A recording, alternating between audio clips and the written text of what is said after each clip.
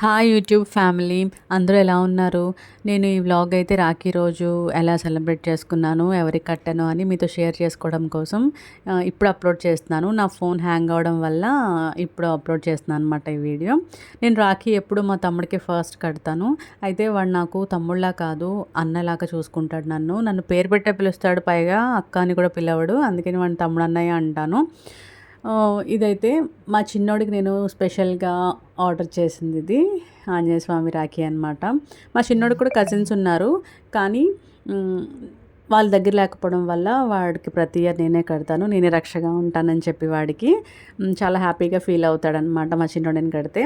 రాజా, ప్రసాద్, శేఖర్ ముగ్గురు అన్నదమ్ములు అనమాట. ఈసారి శేఖర్ మిస్ అయ్యాడు, ప్రసాద్, రాజాయే ఉన్నారు. మేము మా ఎదురింట్లో ఉంటారు.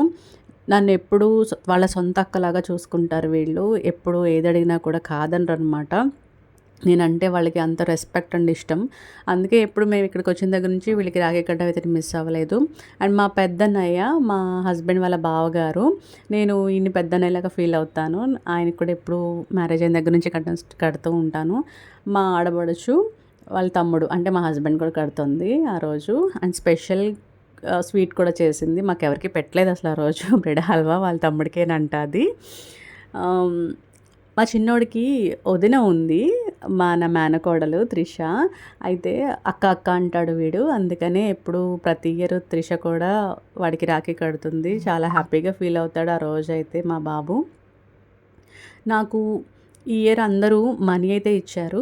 ఇంకా ఇద్దరు అన్నయ్యలు కూడా మిస్ అయ్యారు, వీడియో తీయడం కుదరలేదు. వీడు నా తమ్ముడు బంపి, మా తమ్ముడు వాళ్ళ ఫ్రెండ్, కానీ నిజంగా నాకు సొంత తమ్ముళ్ళలాగా అనమాట.